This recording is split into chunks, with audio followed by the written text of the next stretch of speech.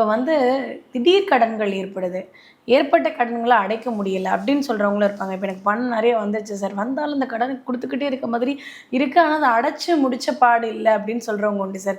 அந்த மாதிரி தீரா கடன்கள் தீர்றதுக்கு, அந்த கடன் சீக்கிரம் அடையிறதுக்கு ஏதாவது வழிமுறைகள் உண்டா சார்? இல்லை, வழிமுறை சொல்கிறதும் இருக்கட்டும்.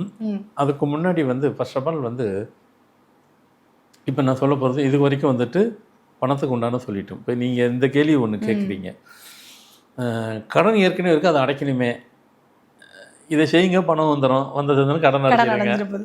அதான் சார், சில பேருக்கு பணம் ஃப்ளோ வந்தாலும் கூட இப்படி வாங்கி இப்படி கொடுக்குற மாதிரியே அதுதான். இல்லை, அது ஒரு வரியில் சொல்லிடுவேன், சொல்லி முடிஞ்சிருச்சு அப்படின்னு சொல்லலாம்.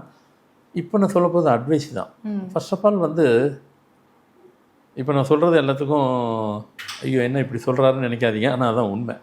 பெருமாளே வந்துட்டு அவருக்கு எவ்வளோ பணம் கொடுத்தாலும் பத்தாது, அவர் அப்பவும் அவளுக்கு வந்து அவருக்கு கடன் கட்டிக்கிட்டே தான் இருக்கணும்னு சொல்லுவாங்க. கடவுளுக்கு அது எதுக்காக சொல்லப்பட்டதோ அது வாங்கின கடன்லாம் ஆமாம், அவருக்கு அவர் கட்டிக்கிட்டே இருக்கிறாரு.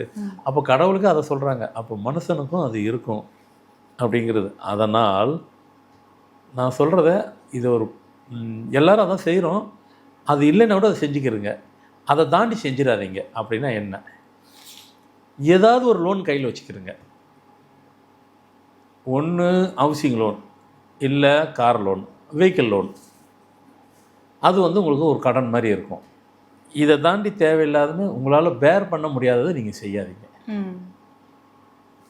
ஒருவேளை இது ரெண்டும் இல்லாதவங்க தேவையில்லாத கடன் உள்ளே வந்துடும்.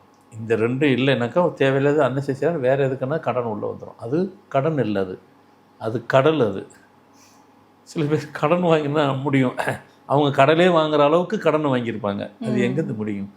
உங்களால் பேர் பண்ண முடியுது பண்ணிக்கிங்க. இப்போ ஒரு வீடு வாங்குறீங்க, பேர் அது உங்களால் பேரப்பில் தான்.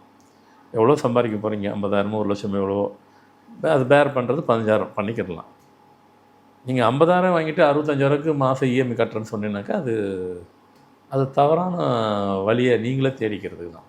நம்மளோட கடன் ஒன்று வச்சுக்கிறேங்க. நானே சொல்கிறேன், ஆமாம் பெருமாளுக்கு கடன் தானே வாங்குறாருன்னு சொல்கிறாங்க, அவருக்கு எவ்வளோ கொடுத்தாலும் பத்தாது, ஏன்னா அவர் கடன் அவ்வளோ வாங்கியிருக்காரு, கட்டிக்கிட்டே இருக்காரு. அப்போ மனுஷனே இருக்கட்டும்,